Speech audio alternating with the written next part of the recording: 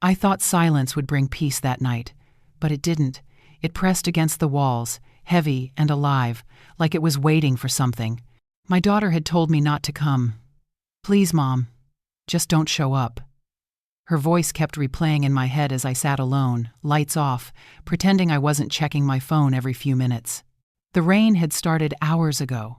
It tapped against the windows in uneven rhythms, sometimes soft, sometimes violent, as if mirroring the way my heart refused to settle. I tried to read, to sleep, to breathe, but the house felt wrong, too quiet, too still. Then, somewhere upstairs, a floorboard creaked. Once, then again. I froze. No one else was supposed to be here. I whispered her name before realizing how foolish that was. She was miles away at her party, or at least, she was supposed to be. When my phone lit up, I nearly screamed. A new message. From her. Just a single video file. I didn't remember recording it, yet the frozen image on my screen was unmistakable.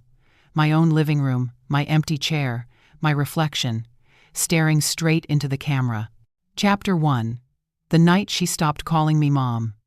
For years, our Saturday mornings had a rhythm: coffee for me, orange juice for her, and pancakes that never turned out right. We'd sit by the kitchen window, sunlight catching in her hair, laughing about nothing. That was our thing. But lately, she'd started keeping her phone closer than her fork.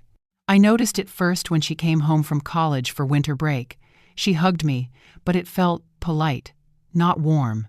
Her smile didn't quite reach her eyes. "You've redecorated," she said, glancing around like a guest. "I moved the couch," I replied. "You like it?" "Yeah," she murmured, already scrolling through her phone. It's funny you spend 2 decades learning every detail of your child's voice, and then one day you realize you don't recognize it anymore. She'd started calling me Mom less, and Mom more curt, detached. I told myself it was just growing up, that space was healthy. But deep down, I knew something had shifted. In the weeks before her birthday, she was distant. Calls were short, texts unanswered. When I asked about her plans, she brushed me off, said her friends were handling everything. "I just don't want it to be awkward," she said one night while unpacking groceries with me. "Awkward?" I asked. She didn't look up. "Yeah, you know, with my friends there, it's more of a college crowd." Her tone was careful too, careful like she'd rehearsed it. I laughed, but it came out thin. "Sweetheart, it's your birthday. I don't have to stay the whole time. I'll just stop by." She interrupted before I could finish. "Please, Mom, just don't show up." The way she said it, quiet, final, felt like a door closing. I stared at her, half expecting her to laugh, to soften, to say I didn't mean it like that. But she didn't. She just picked up her phone again. "I'll text you tomorrow, okay?" she added, her voice somewhere else already. That night, I couldn't sleep. Every creak in the house sounded like a memory: her footsteps, her laughter, the sound of her closing her bedroom door when she was 16. The house had too many echoes, and all of them belonged to her. The next morning, I tried convincing myself I was overreacting. Maybe she just wanted space. Maybe she didn't want her overprotective mom embarrassing her in front of her friends. But then I found it. While dusting the shelves in the living room, I saw her old notebook wedged behind a photo frame. It was one of those she used to carry everywhere: doodles, song lyrics, secrets written in the margins. I shouldn't have opened it, but I did. Most of the pages were blank, except one near the middle. A short list written in her handwriting: "Guest list final." Underneath were names, friends, classmates, her boyfriend, and next to mine, in smaller letters, "Not invited." My chest tightened. I closed the notebook like it had burned me. That evening, I baked her favorite cake anyway. Habit, I guess. I even wrapped the necklace I'd been saving silver with a small heart locket. Inside, I'd placed our photo from when she was 8, her missing front teeth making her smile even brighter. Around 7, I sent a message. "Happy birthday, sweetheart. I'll drop your gift tomorrow." She didn't reply.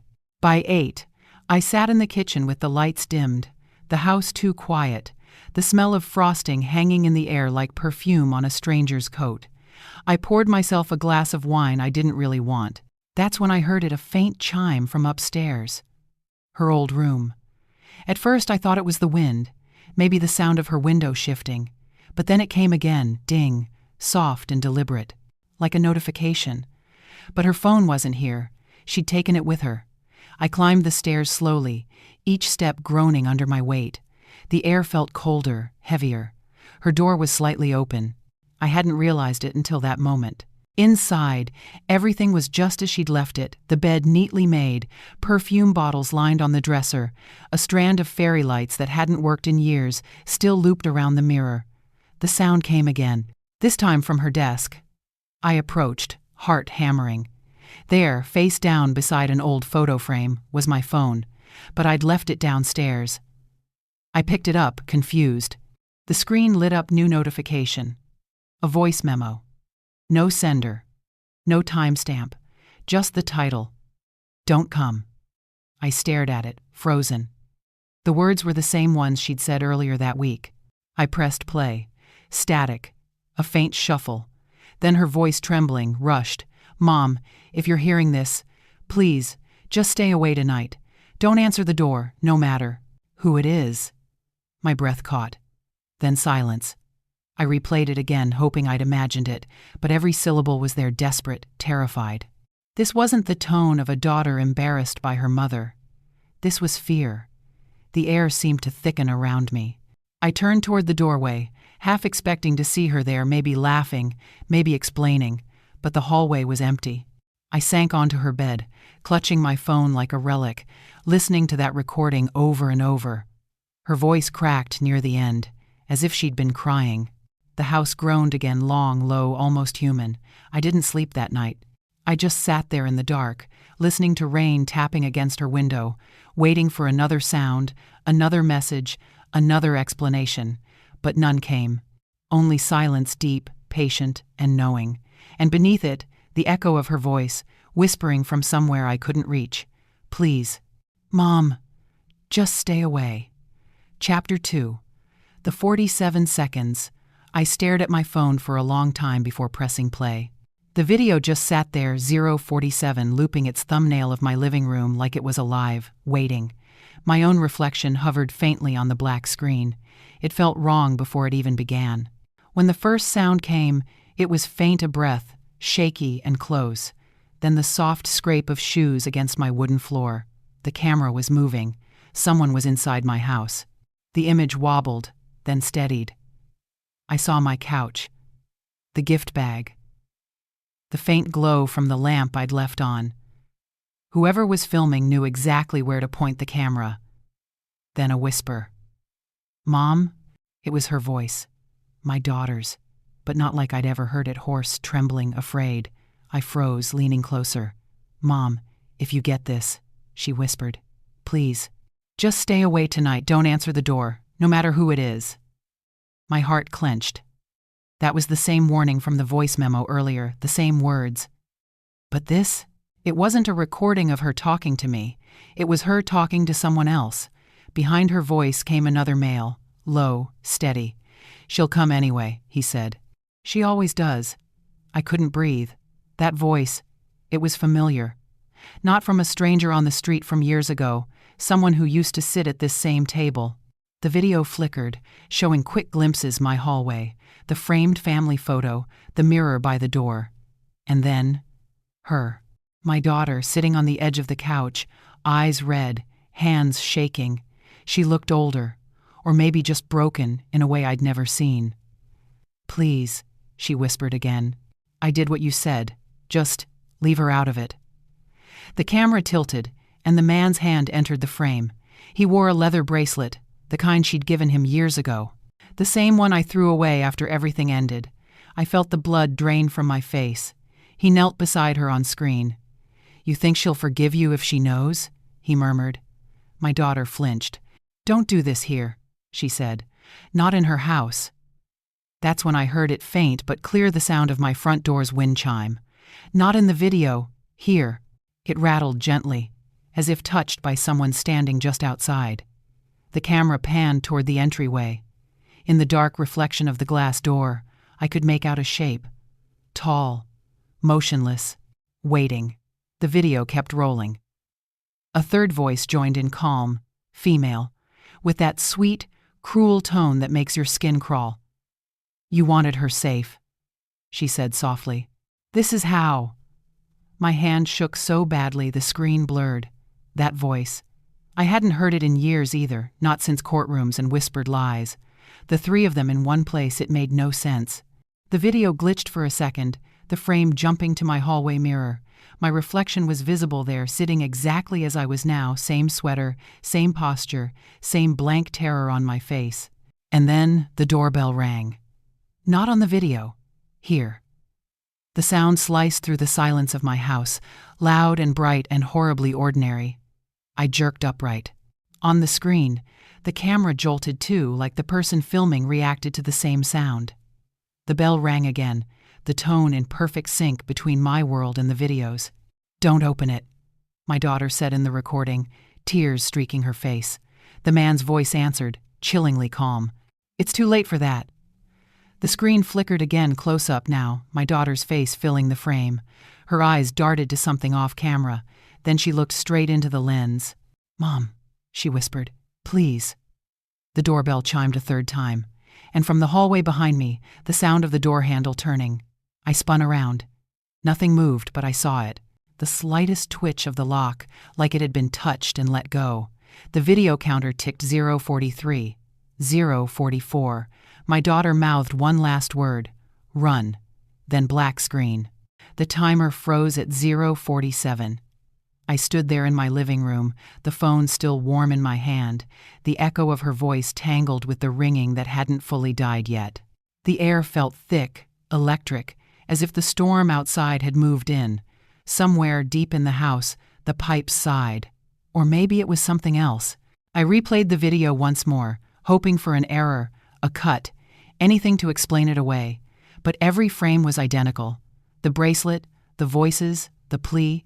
And when that low male tone returned for the last time, I finally admitted what my heart had been screaming since the first second. I knew him. I knew both of them. People who were supposed to be gone. People she swore she never spoke to again. My throat closed as I whispered into the empty room, barely able to breathe the words, "No, it couldn't be them." Chapter 3. The house that watched back sleep didn't come that night. I sat on the couch until dawn, phone clutched in my hands, replaying the 47 seconds that had changed everything. Each time I told myself it would look different in daylight, that maybe shadows had twisted familiar faces into ghosts. But morning didn't make it better. It only made it clearer. The rain had stopped, but the house still dripped eaves weeping into puddles, the gutters sighing like lungs. I made coffee I didn't taste, watched the steam curl upward and vanish. Every corner of the room felt suspicious now. The mirror by the door, the small camera on the baby monitor I'd forgotten to pack away years ago. All of it seemed awake. I tried calling her. Once, twice, 10 times. Each call went straight to voicemail. Her cheerful recorded voice, "Hey, it's me. Leave it after the beep," cracked halfway through, like she was trying not to cry when she'd recorded it. I left a message I barely remember, something between begging and accusation. "I saw the video, sweetheart. Please call me. Please tell me what's happening." Then silence. By noon, I couldn't stand the stillness anymore. I walked through the house, room to room, like I was expecting it to confess. Her scent still lingered upstairs, a mix of lavender and the shampoo she always used. Her bedroom door was slightly open, the same way it had been last night. Inside, sunlight poured through the curtains, lighting up the dust in soft motion. Everything was neat. Too neat. Her drawers were empty except one. The top drawer stuck halfway open. Inside, a single folded note. I unfolded it with shaking hands. It wasn't a letter. It was a receipt, dated 2 weeks ago. A small flower shop in town. The name on the signature line wasn't hers. It was his. I sat down on the edge of her bed, my pulse hammering in my ears. My ex-husband. The man she swore never to see again after the divorce. The man she cried over when the court sealed everything he'd done. And yet, his name, printed cleanly in ink, sat in my hands. My mind spiraled the voice in the video. The bracelet. Now this. I wanted to scream, but all that came out was a strangled breath. "Why, baby?" I whispered to no one. "Why would you go near him again?" Downstairs, my phone buzzed. I jumped. A text. Unknown number. "Stop looking. It's better that way." My skin went cold. I typed back. "Who is this?" No response. I went to the window. The street outside was empty, just puddles glinting under a gray sky. Still, I felt eyes. Somewhere close. Watching. I closed the curtains, then turned toward the hallway and froze. The front door chain. It was unlatched. I know I locked it. I remember hearing the click. Slowly, I approached. My breath came in short bursts. The door itself was closed, but the chain swayed slightly, as if it had just been touched. I pressed my ear against the wood. Nothing. Only the faint hum of the fridge again, that relentless sound that suddenly felt like a heartbeat. My own heartbeat. I went back to the couch and pulled the blanket around me like armor. The phone was still on the coffee table, the video thumbnail dark and silent. My thumb hovered over it again, but I couldn't press play this time. Not alone. Instead, I scrolled through my contacts, found one name, Lydia. My neighbor, 3 houses down. She'd known us since before everything fell apart. I called her. She picked up on the second ring, cheerful, unaware of the weight in my voice. "Hey, it's been ages. You okay?" I didn't even know where to start. "Lydia, have you seen anyone near my house? Last night, maybe?" A pause. Then, "You mean your daughter? She came by yesterday afternoon." I waved, but she didn't stop. My heart stopped. "What?" "Yeah, she was with someone," Lydia continued. "A man, tall, dark hair. I assumed it was her boyfriend. They were loading something into his car." My hands went numb. "What kind of car?" "Old. Gray sedan, maybe? No plates on the front. You want me to check my camera?" It caught part of it, I think. "Yes," I said too quickly. "Please, send it." Minutes later, her message came through, a grainy still from her security cam. The image was blurry, but there was no mistaking the shape of the man standing beside my daughter. That bracelet again, that posture, and beside him a woman, not a stranger, her mother's friend, the one who'd stood by him in court when he swore he'd changed. I stared at the picture until my eyes burned. This wasn't paranoia. It was real. They were together, and my daughter was caught between them. I felt the ground tilt beneath me. The air was too heavy to breathe. Suddenly, the quiet house didn't feel safe anymore. It felt like a stage someone else had built for me. I turned toward the mirror above the fireplace. My reflection looked pale, hollow, smaller somehow. Behind me, through the faint reflection, I thought I saw something move, just a shadow near the hallway. I spun around. Nothing, only my own, breathing. But when I looked back at the mirror again, a single word had appeared on the foggy glass, faint as if drawn by a fingertip. Wait.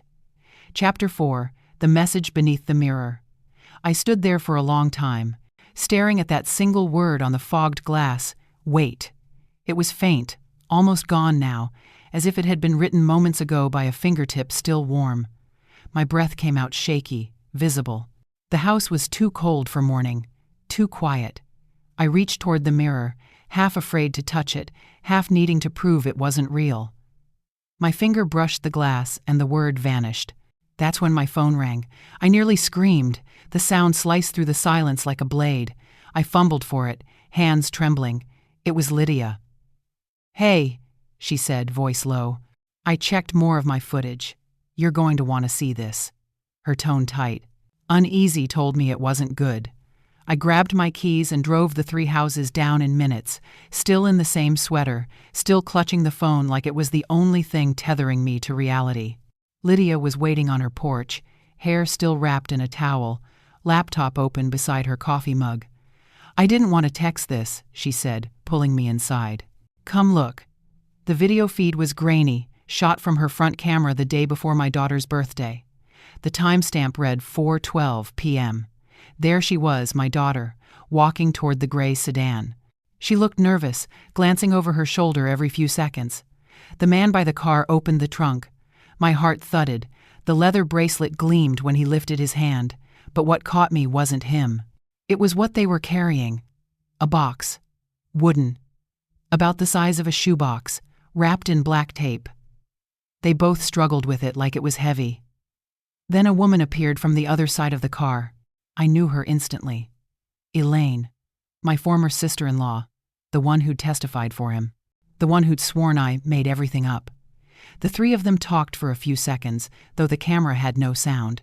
Then as my daughter turned toward the house, she froze, looked straight into the lens, straight toward Lydia's camera. Her expression wasn't surprise. It was warning, like she was silently saying, "Don't tell."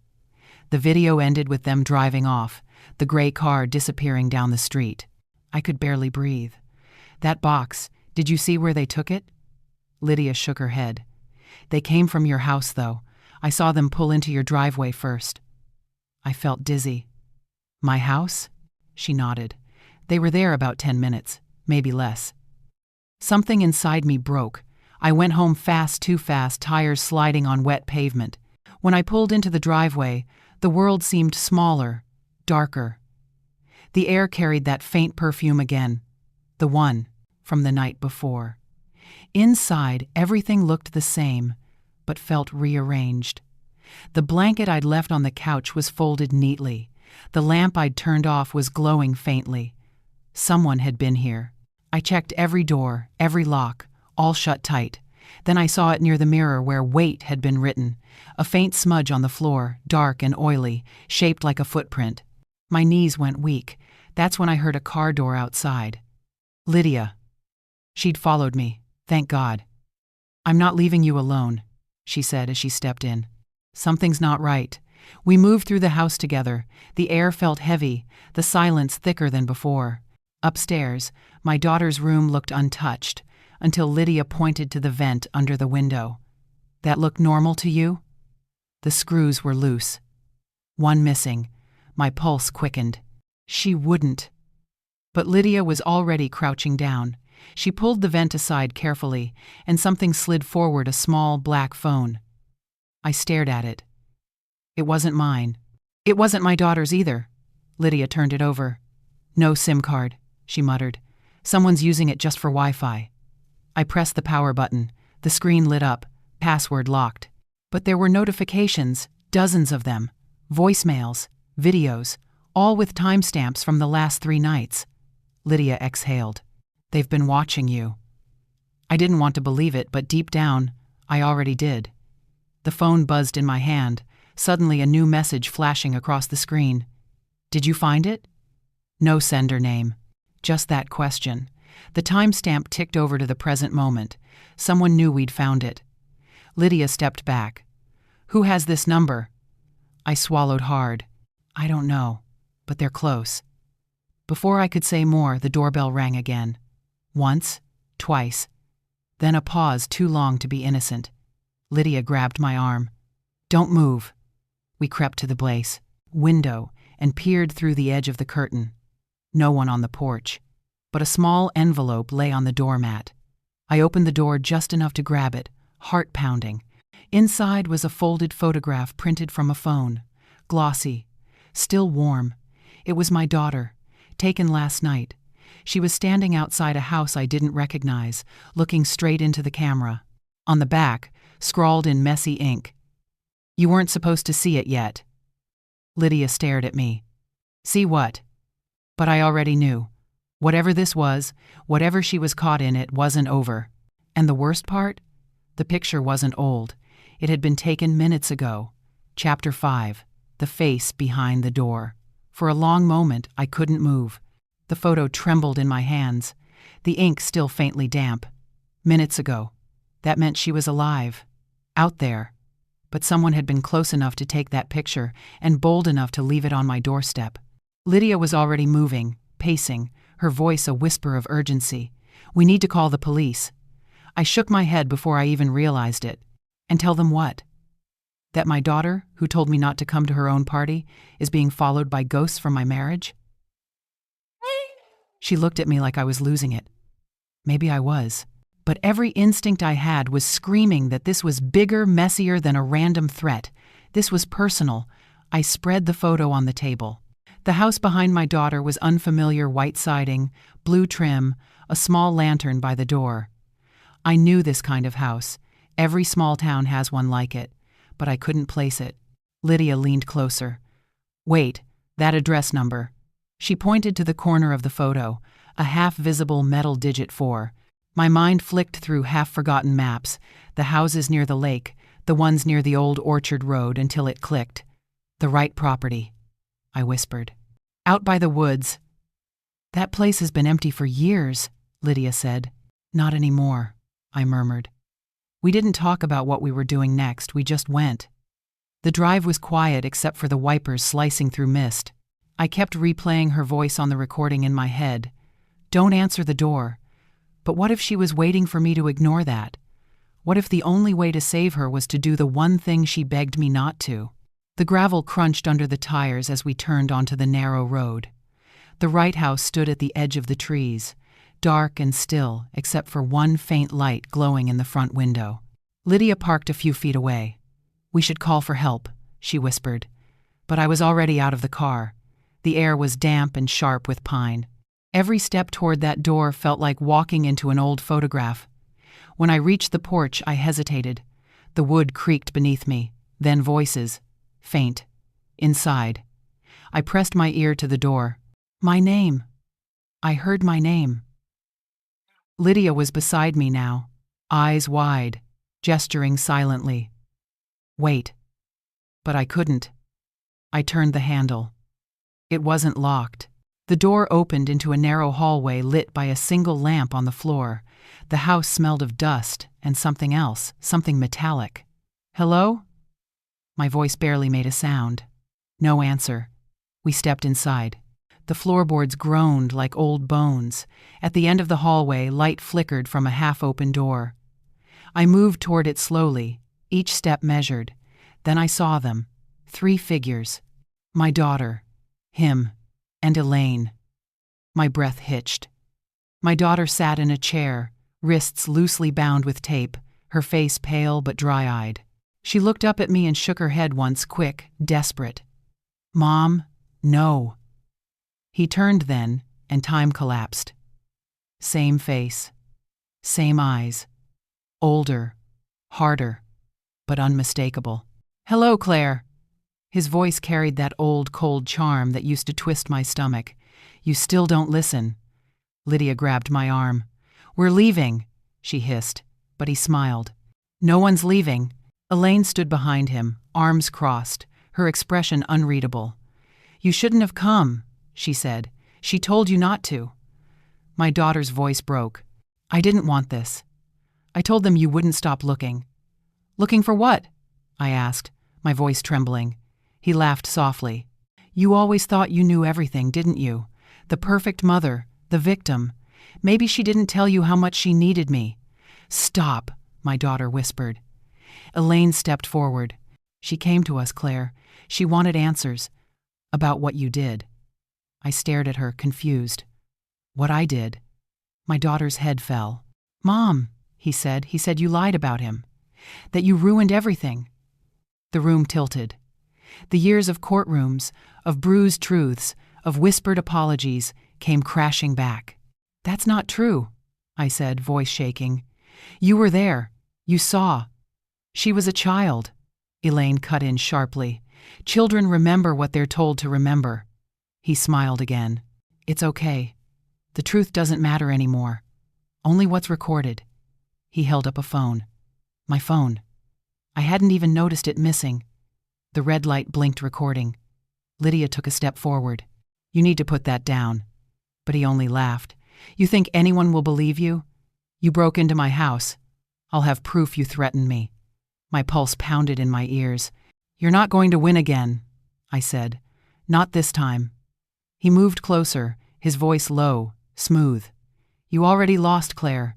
You just haven't realized it yet. I glanced at my daughter. Her lips were trembling, eyes flicking between us. Then she mouthed something I barely caught. The phone, in the drawer. I turned slightly toward the small table beside the lamp, a drawer half open. Slowly, while he talked, I reached for it. Inside, another phone. Small, black, with a recording icon flashing faintly. It had been recording them. Every word, every threat. I met Lydia's eyes. She understood instantly. I pressed the power button and the light turned off. The recording saved. That's when my daughter moved. She shoved the chair back, the tape snapping. Everything erupted. Lydia lunged toward me, pulling me back as he shouted. Elaine tried to grab the phone, but it slipped from my hand, clattering across the floor. The lamp toppled, shattering the bulb. Darkness swallowed the room. Through the chaos, I heard my daughter's voice firm, louder than before. "Enough!" Silence fell. When the light flickered back from the hallway, from the fallen lamp's dying glow, he was gone. The door stood open, the wind from the trees howling through it. Elaine backed away, shaking her head, muttering, "You shouldn't have come." Then she followed him into the night. My daughter sank to the floor, sobbing. I knelt beside her, my hands trembling. "What did they want from you?" She looked up, eyes glassy. "Not me. You. They said you had something that belonged to them." I stared at her, stunned. "I don't," but before I could finish, my phone buzzed on the floor. A message notification blinked on the screen. From an unknown number. "Check the box." The same box from the video. The one they carried from my house. And suddenly, I remembered where it had been. The crawl space. The place I'd never told anyone about. The one where I thought I'd hidden everything that could never be found. Chapter 6. The Box in the Dark. For a moment, everything stood still. The message on my phone glowed faintly. "Check the box." 3 words that unstitched everything I thought I understood. The box. I knew exactly which one they meant. It was the same box from the footage, wooden, taped in black, heavy with something that didn't want to be found. The one I had hidden years ago and prayed would never come back. My stomach tightened. They'd been in my house again. Lydia noticed my face drain of color. "Claire, what box?" I swallowed hard. "The one under the stairs." My daughter's voice cracked. "Mom, no, please don't." But I was already moving. The hallway light flickered as we passed. The panel beside the staircase looked ordinary, narrow, old, painted over too many times. I reached for the latch, but my hand trembled. The air coming from behind the panel felt cold, stale, wrong. "I don't think we should," Lydia started. "I have to," I said. The door creaked open, releasing a rush of air that smelled like dust and rusted iron.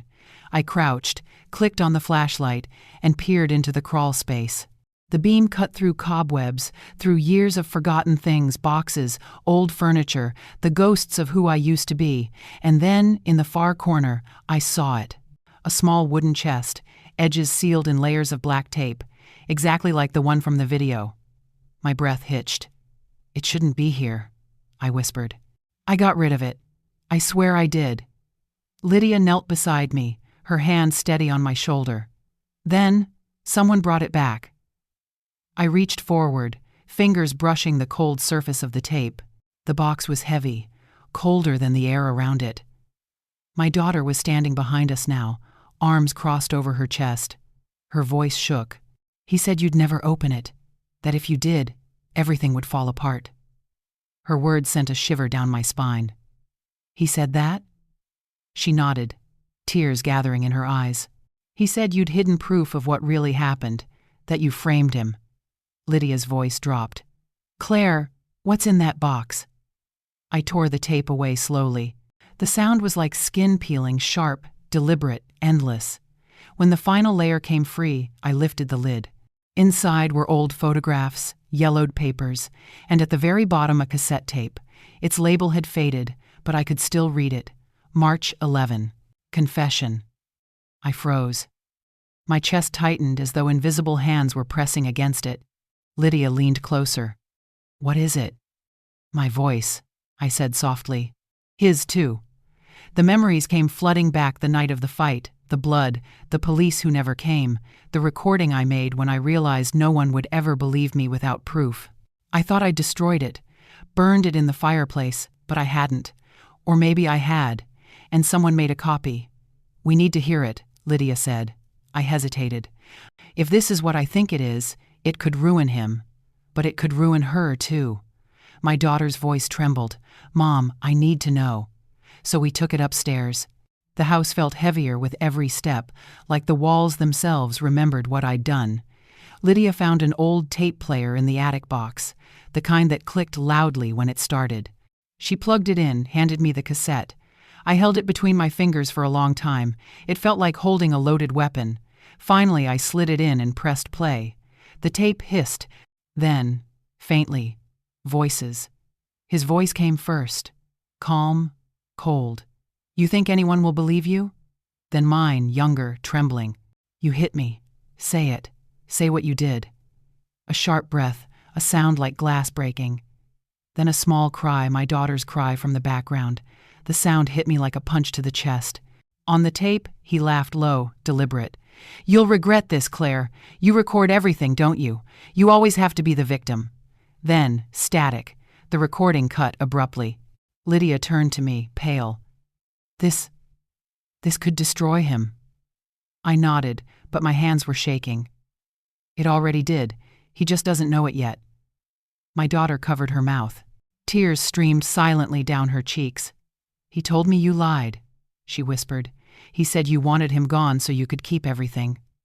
I looked at her the same eyes I'd once stared into when she was little, when she trusted me without question. Sweetheart, I didn't keep anything. I survived him. That's all I did. For a moment, she just looked at me, trembling. Then she broke a sob torn from her chest as she fell into my arms.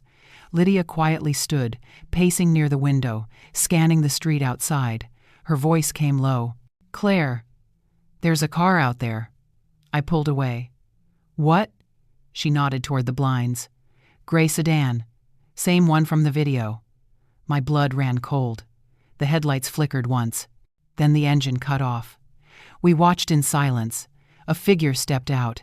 Even from that distance, I knew the way he moved, slow, confident, certain the world still belonged to him. He looked up at the house, straight toward the window, and smiled. Lydia reached for her phone. We're calling the police. I stopped her. No, not yet. Claire, I have something better. I picked up the cassette tape, rewound it, and slipped it into my coat pocket. If he wanted the truth buried again, he'd have to come inside for it. Outside, the sound of footsteps echoed on the gravel. Closer. My daughter gripped my hand. Mom, please, don't open the door. I looked at her, at the girl who'd once begged me to stay away, and the woman who was now terrified I might listen. The doorbell rang once, then again. A pause. Then 3 soft knocks, the old pattern from when she was a child, the one he'd stolen years ago. I closed my eyes, the sound cutting straight through me like memory reborn, and whispered, barely audible, he doesn't get to own that sound anymore. I stepped toward the door. Chapter 7. The knock that ended everything. The knock echoed through the house like a pulse, slow, measured, deliberate. It wasn't just sound. It was memory, crawling back through years of silence, wearing a face I'd prayed never to see again. Lydia gripped my arm. Claire, don't, she whispered. My daughter shook her head, tears still drying on her cheeks. Mom, please, it's him. Don't open it. But I couldn't move away. I'd spent years running from that voice, that house, that man. And now, for the first time, I wanted to stop running. The tape in my pocket felt heavy, not just as evidence, but as closure. If he was going to destroy us again, I'd make him hear his own lies. Another knock, louder this time. I took a slow breath, reached for the handle. Lydia hissed, "We should wait for the police." I didn't answer. I opened the door. He stood there like time hadn't touched him. Same confident tilt of the head, same smirk that had once charmed me into ignoring every warning sign, but his eyes, they were hollow now. He looked at me, then past me, scanning the room until they landed on her. Our daughter. So you told her, he said, voice low. Finally. Lydia stepped forward. You need to leave before I. He cut her off with a look that made even her step back. You must be the neighbor. You think you understand this, don't you? You don't. I kept my voice steady. It's over. Whatever you think you're going to do, you're done. He smiled faintly, that dangerous calm he always used right before losing control. Over? No, Claire. This is the part where everyone finally sees the truth. I told her what really happened. I told her how you made me the villain. My daughter's voice shook. You lied. He turned toward her slowly. Did I? I told you to find the tape, to listen to what she hid. You think you know what's on it? She cut parts out. She's good at that. I could feel my pulse racing, my fingers twitching toward the tape player on the table. You can tell whatever story you want, but this time, the truth plays itself. He tilted his head. You wouldn't. I pressed play. The room filled with static, then his voice loud, clear, undeniable. You hit me. Say it. Then my voice, terrified but firm. You hit me. In front of her. The sound of breaking glass. His breath catching. My daughter crying. Then silence. His jaw tightened. He took a step forward, voice rising. You edited that. Lydia blocked his path. It's over. You can scream all you want, but that's your voice. He turned toward my daughter again, desperation flickering beneath the fury. She's manipulating you. Don't you see? She always did. She made you hate me. She stood now, shaking, tears cutting down her face. No, you did that yourself. He stared at her for a long time, his hands clenched. For a second, I thought he might lunge, but instead, he laughed a low, broken sound that chilled me more than any scream. You think this changes anything? Then, from the corner, another voice. Actually, it changes everything. It was Lydia, phone in hand, screen recording still running. The red dot blinked. He froze. Security camera, she said calmly. The whole thing's been live streaming to my neighbor's account since you walked up that driveway. Congratulations, you just confessed to half the town. The silence that followed was suffocating. For the first time, he looked small, cornered, human. He turned back to me, something almost pleading in his eyes. You could have stopped this, Claire. You could have just let it die. I felt tears sting my eyes, but my voice stayed steady. It died the night you made her afraid to come home. He opened his mouth to speak, but a beam of blue and red light spilled through the window before he could. Tires on gravel. A siren's distant hum. Lydia stepped forward, phone still raised. You might want to turn around. He hesitated. His confidence cracked for the first time. Then, without another word, he stepped back, down the porch, into the flood of flashing light. 2 officers met him, halfway. I didn't hear what they said, but I saw him freeze, saw the way his shoulders dropped when they cuffed his hands. Elaine appeared from the shadows beyond the driveway, face pale, eyes wild. She shouted something, his name maybe, but it didn't matter anymore. Inside, the house felt lighter somehow, as if it had been holding its breath for years. My daughter sank into the couch, shaking.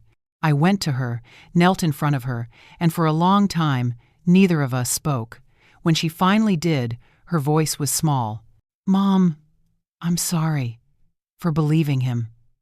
I brushed her hair back, my throat tightening. You don't need to be sorry. You just needed to see it for yourself. Outside, the sirens faded. The night fell quiet again, except for the sound of rain starting up soft, steady, cleansing. Lydia closed the door gently and locked it. It's over, she said. Maybe it was. But as I looked toward the tape player, the cassette still spinning silently, I knew something lingered, not just memory, but warning. Some truths don't die with the people who told them. They echo. And somewhere beneath that echo, I thought I heard one last whisper. Don't answer the door. Chapter 8. The quiet after the storm. By the time the sun rose, the rain had stopped, leaving the air thick with that strange calm that always comes after destruction. The police had gone. The flashing lights faded into the distance, and with them, years of fear that had clung to this house like rot beneath paint. For the first time in a long time, the silence didn't feel like punishment. It felt like survival. My daughter was asleep on the couch, wrapped in the same blanket she'd once used during storms when she was little. Her breathing was uneven, but peaceful. Lydia sat near the window, watching the first light seep through the trees, her face pale, her eyes rimmed red from exhaustion. We hadn't spoken in over an hour. We didn't need to. Some nights don't need words to explain what they've taken. I stood by the window, holding the tape in my hands, the one that started everything, the one that ended it too. The label was half peeled now, edges warped from the years. It looked fragile, but it carried the weight of 2 lives. I should have felt victorious, vindicated, but all I felt was hollow. Justice doesn't bring peace. It just leaves space for grief to breathe. Outside, the sky was bruised purple and gold. A single police cruiser lingered by the end of the road, engine humming quietly, like a promise that the danger was finally done. I wanted to believe that. I wanted to believe we could just move forward, that the ghosts we dragged into the open would finally stay buried. Lydia broke the silence first. "What are you going to do with it?" Her voice was soft, tired. I looked at the cassette in my hand. Part of me wants to destroy it. Burn it. Let it die with him. And the other part? The other part wants to keep it. I smiled faintly, the kind that hurts more than it comforts. Not as proof, but as a reminder. She nodded slowly. Of what? That the truth always finds a way to crawl back up, no matter how deep you bury it. For a while, we just sat there, watching the morning light fill the room that had seen too much. The air smelled of coffee and wet earth. Somewhere outside, a bird started singing, hesitant at first, then stronger, as if testing the idea of safety. When my daughter woke, she didn't say anything right away. She just sat there, eyes swollen from crying, looking at the world like she didn't recognize it anymore. I made tea, handed her a cup, and for the first time in months, she didn't flinch when our hands touched. "He's gone," I said quietly. "He can't hurt you anymore." She nodded, staring into the cup. "He made me think you lied, that you twisted everything." "I know. I wanted to. I believe him. I think I just wanted a reason for all of it to make sense." "It doesn't have to make sense," I said. "It just has to end." Her lips quivered as she whispered, "I'm sorry, Mom." I brushed a tear from her cheek. "No, sweetheart, we're done being sorry." She leaned into me then, like she used to when nightmares woke her up. I held her tight and let the silence do the talking. There were no apologies big enough, no explanations that could rewind the years, but there was still something left, the quiet, trembling seed of forgiveness. Maybe that was enough. By noon, Lydia had left. She promised to check in, her eyes soft with worry but lighter now, freer. Before she left, she touched my arm and said, "Don't stay trapped in this house too long. Let it rest." I smiled faintly. "I will." After she drove off, the house felt both empty and alive, like it was exhaling after years of being forced to hold its breath. I walked through each room slowly, touching the walls, the corners, the small, ordinary things that suddenly felt sacred. The crooked photo frame, the teacup still on the counter, the half-burnt candle by the stairs. Proof of life. When I reached the hallway, I stopped by the mirror, the same one that had once spelled out wait. It was clean now, only my reflection staring back. I whispered softly, "It's over." But the mirror didn't care. It had seen too much truth to believe in endings. That night, when the house went quiet again, I sat in the dark with the cassette player. I didn't press play. I just listened to the faint hum of its motor, the soft mechanical rhythm like a heartbeat. It wasn't the sound of fear anymore. It was the sound of remembering and of letting go. I placed the tape inside a small wooden box, closed the lid gently, and slid it into the drawer by my bed. Not hidden, just resting. Outside, the rain began again, softer this time, more forgiving. My daughter's laughter drifted faintly from her room, a fragile, uncertain sound, but real. I leaned back, let the rhythm of the rain fill the spaces silence had left behind. My chest ached, but it was the kind of ache that comes from healing, not from hurt. and as the night deepened, the phone on my nightstand buzzed once. Just once. I looked at it, waiting for the fear to return. It didn't.